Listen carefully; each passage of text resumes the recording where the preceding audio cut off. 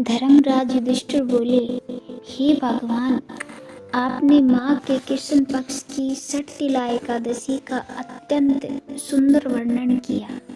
आप स्वदेज, अंडज, उद्वीज और जरायुज चारों प्रकार के जीवों के उत्पन्न, पालन तथा नाश करने वाले हैं। अब आप कृपा करके माघ शुक्ल एकादशी का वर्णन कीजिए।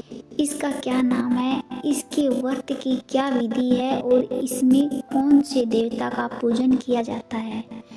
श्री कृष्ण कहने लगे कि हे राजन, इस एकादशी का नाम जया एकादशी है। इसका व्रत करने से मनुष्य ब्रह्म हत्या आदि पापों से छूटकर मोक्ष को प्राप्त होता है तथा इसके प्रभाव से भूत, पिशाच आदि योनियों से मुक्त हो जाता है। इस व्रत को विधि पूर्वक करना चाहिए। अब मैं तुमसे पद्म पुराण में वर्णित इसकी महिमा की एक कथा सुनाता हूँ। देवराज इंद्र स्वर्ग में राज करते थे और अन्य सब देवगण सुखपूर्वक स्वर्ग में रहते थे। एक समय इंद्र अपनी इच्छा अनुसार नंदन वन में अप्सराओं के साथ विहार कर रहे थे और गंधर्व गान कर रहे थे। उन गंधर्वों में प्रसिद्ध पुष्पदंत तथा उसकी कन्या पुष्पवती और चित्रसेन तथा उसकी स्त्री मालिनी भी उपस्थित थे। साथ ही मालिनी का पुत्र पुष्पवान और उसका पुत्र मल्यवान भी उपस्थित थे। पुष्पवती गंधर्व कन्या माल्यवान को देखकर उस पर मोहित हो गई और माल्यवान पर काम बाण चलाने लगी। उसने अपने रूप, लावण्य और हाव भाव से माल्यवान को वश में कर लिया।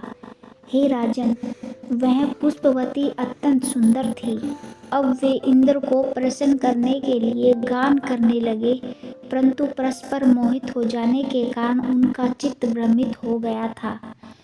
उनके ठीक प्रकार न गाने तथा स्वर ताल ठीक न होने से इंद्र इनके प्रेम को समझ गया और उन्होंने इसमें अपना अपमान समझकर उनको श्राप दे दिया।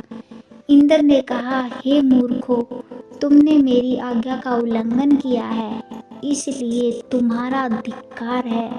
अब तुम दोनों स्त्री पुरुष के रूप में मृत्यु लोक में जाकर पिशाच रूप धारण करो और अपने कर्मों का फल भोगो। इंद्र का ऐसा श्राप सुनकर वे अत्यंत दुखी हुए और हिमालय पर्वत पर दुखपूर्वक अपना जीवन व्यतीत करने लगे। उन्हें गंध, रस तथा सर्पस आदि का कुछ भी ज्ञान नहीं था। वहाँ उनको महान दुख मिल रहे थे। उन्हें एक क्षण के लिए भी निद्रा नहीं आती थी। उस जगह अत्यंत शीत था, इससे उनके रोंगटे खड़े रहते और मारे शीत के दांत बजते रहते। एक दिन पिशाच ने अपनी स्त्री से कहा कि पिछले जन्म में हमने ऐसे कौन से पाप किए थे जिससे हमको यह दुखदायी पिशाच योनि प्राप्त हुई। इस पिशाच योनि से तो नरक के दुख सहना ही उत्तम है। अतः हमें अब किसी प्रकार का पाप नहीं करना चाहिए। इस प्रकार विचार करते हुए वे अपने दिन व्यतीत कर रहे थे। देव योग से तभी माघ मास में शुक्ल पक्ष की जया नामक एकादशी आई। उस दिन उन्होंने कुछ भी भोजन नहीं किया और न कोई पाप कर्म ही किया, केवल फल फूल खाकर ही दिन व्यतीत किया और सायंकाल के समय महान दुख से पीपल के वृक्ष के नीचे बैठ गए। उस समय सूर्य भगवान अस्त हो रहे थे। उस रात को अत्यंत ठंड थी, इस कारण वे दोनों शीत के मारे अति दुखित होकर मृतक के समान आपस में चिपके हुए पड़े रहे। उस रात्रि को उनको निद्रा भी नहीं आई।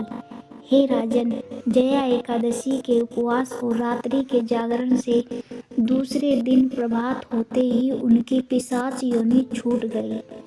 अत्यंत सुंदर गंधर्व और अप्सरा की देह धारण कर सुंदर वस्त्र आभूषणों से अलंकृत होकर उन्होंने स्वर्गलोक को प्रस्थान किया। उस समय आकाश में देवता उनकी स्तुति करते हुए पुष्प वर्षा करने लगे। स्वर्गलोक में जाकर इन दोनों ने देवराज इंद्र को प्रणाम किया। इंद्र उनको पहले रूप में देखकर अत्यंत आश्चर्यचकित हुआ और पूछने लगा कि तुमने अपनी पिशाच योनि से किस तरह छुटकारा पाया, सो सब बताओ। माल्यवान बोले कि हे देवेंद्र, भगवान विष्णु की कृपा और जया एकादशी के व्रत के प्रभाव से ही हमारी पिशाच देह छूटी है।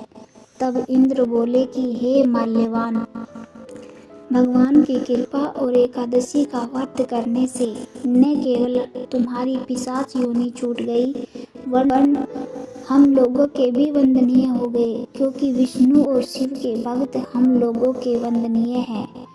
अतः आप धन्य हैं। अब आप पुष्पवती के साथ जाकर विहार करो।